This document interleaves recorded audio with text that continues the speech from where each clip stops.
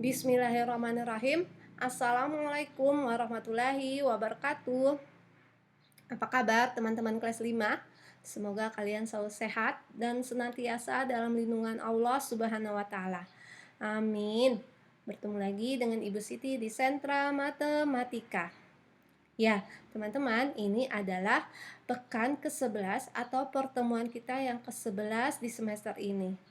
Wah, sudah mau hampir 3 bulan ya kita belajar secara daring.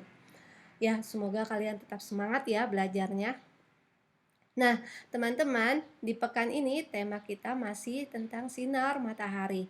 Tapi topik yang akan kita bahas adalah tentang fenomena alam. Seperti biasa, sebelum Ibu Siti lanjut ke materi matematika, Ibu Siti akan menjelaskan sedikit tentang subtema kita di pekan ini. Ya, apa sih fenomena alam itu?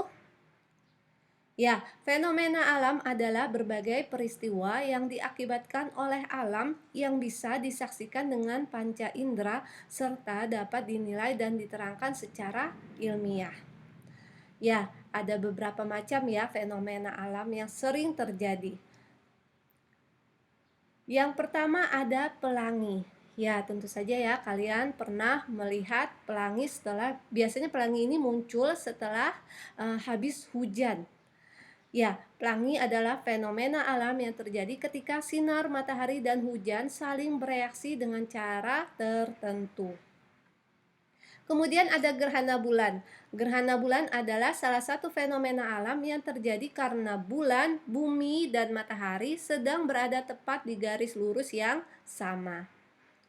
Lalu kalau ada gerhana bulan, sekarang ada gerhana matahari.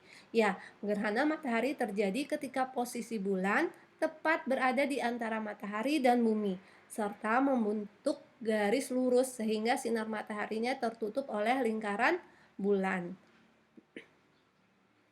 Kemudian ada aurora atau cahaya kutub, yaitu fenomena alam yang menyerupai pancaran cahaya yang menyala-nyala pada lapisan ionosfer dari sebuah planet sebagai akibat adanya interaksi antara medan magnetik yang dimiliki planet tersebut dengan partikel bermuatan yang dipancarkan oleh matahari.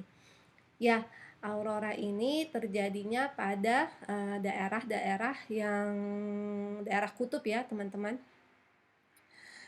Oke, kemudian ada hujan meteor. Hujan meteor terjadi karena adanya serpihan meteorit yang memasuki atmosfer bumi. Siapa yang pernah lihat hujan meteor? Iya, ini jarang terjadi ya teman-teman. Benar-benar kekuasaan Allah ya. Alhamdulillah itu sedikit informasi tentang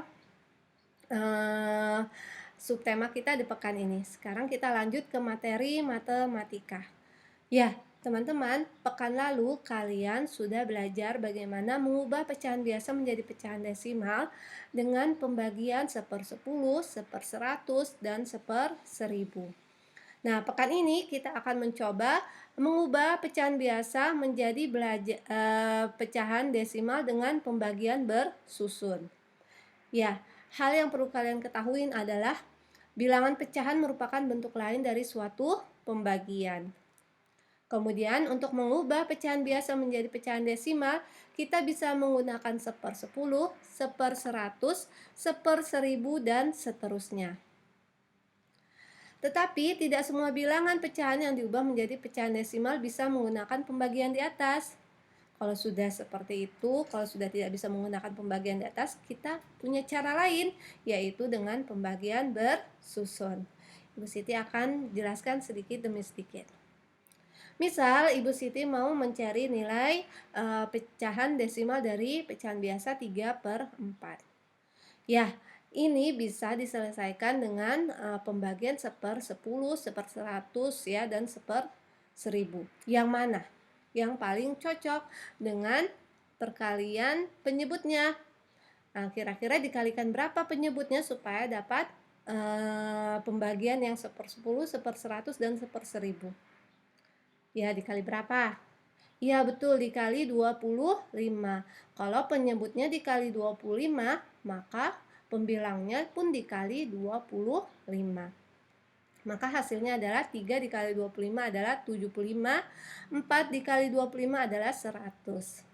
Nah, kalau pecahan per 100 itu berapa angka di belakang koma? Iya, 2 angka di belakang koma. Maka hasilnya bisa langsung kita tulis 0,75. Nah, 3/4 ini bisa kita selesaikan juga loh teman-teman dengan pembagian bersusun. Ibu Siti akan kasih tahu caranya. 3 dibagi 4. Ya, karena pecahan itu adalah bentuk lain dari sebuah pembagian. Ingat, pembaginya berada di luar. 3 dibagi 4 bisa tidak? Tidak bisa. Kita ambil angka 0 dan di atasnya kita tulis 0, kalau di sini kita tambahkan 0, maka di atasnya harus kita tulis 0, 30 dibagi 4 dapat berapa, teman-teman? Ya, dapat 7. Kita kalikan 7 dikali 4. Hasilnya adalah 28. Bilangan ini kita kurangkan. 30 dikurang 28 sama dengan 2. Ya, 2 dibagi 4 bisa tidak? Tidak bisa, maka kita tambahkan lagi 0. Nah, sekarang jadi 20. 20 dibagi 4 hasilnya adalah 5. 5 dikali 4 sama dengan 20. Ini kita langsung kurangkan. Hasilnya 0. Kalau sudah 0 berarti habis sudah pembagian ini. Maka hasilnya adalah 0,75. Sama bukan? Sama. Nah, ini pecahan yang bisa diubah ke 1/100 dan langsung kita tahu nilainya. Tapi bagaimana kalau pecahan tersebut tidak bisa dikalikan dengan bilangan yang menghasilkan 1/10, 1/100 ataupun 1/1000 seperti ini, 5/7. Penyebutnya 7, tidak ada perkalian 7 yang hasilnya 10, 100 ataupun 1/1000. Lalu bagaimana kita mau mencari hasil dari pecahan desimalnya? Nah, kita gunakan pembagian bersusun ya, yaitu 5 dibagi 7. Ingat ya, pembaginya di luar. 5 dibagi 7 jelas tidak bisa, maka kita tambahkan 0.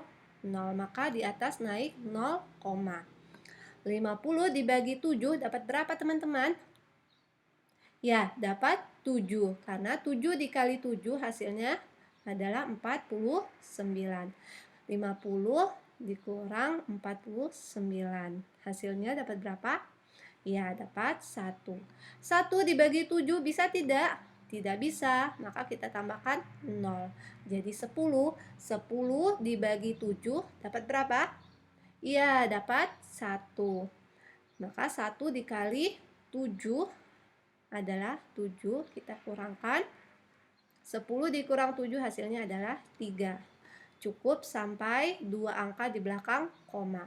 Maka 5/7 hasilnya adalah 0,71. Gitu ya, teman-teman. Paham? Ya, insya Allah kalian paham. Nah, Ibu Siti akan kasih sekali lagi ya, contoh sekali lagi. Misal, Ibu Siti mau mencari bentuk desimal dari 13/6. Kira-kira dapat berapa ya? Ini juga tidak bisa dijadikan dengan pecahan 1/10, 1/100 ataupun 1/1000. Maka kita gunakan pembagian bersusun. 13 dibagi 6. Ingat ya, pembaginya di luar. 13 dibagi 6 bisa tidak? Bisa. Dapat berapa? Dapat 2. Karena 2 dikali 6 itu hasilnya adalah 12. Langsung kita kurangkan. 13 dikurang 12 dapat 1. Sekarang 1 dibagi 6 bisa tidak? Tidak bisa, kita tambahkan 0. Kalau kita tambahkan 0, maka naik koma di atas ini.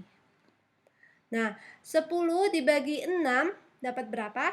Dapat 1. Karena 1 dikali 6 sama dengan 6. Kita kurangkan lagi. 10 dikurang 6 dapat 4. 4 dibagi 6 tidak bisa. Maka kita tambahkan 0 di belakangnya.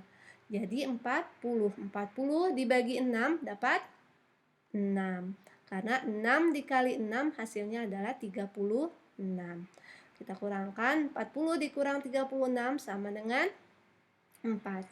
Nah, kalau sudah 2 angka di belakang koma, berhenti, stop sudah. Maka hasilnya 13 per 6 itu bentuk desimalnya adalah 2,16.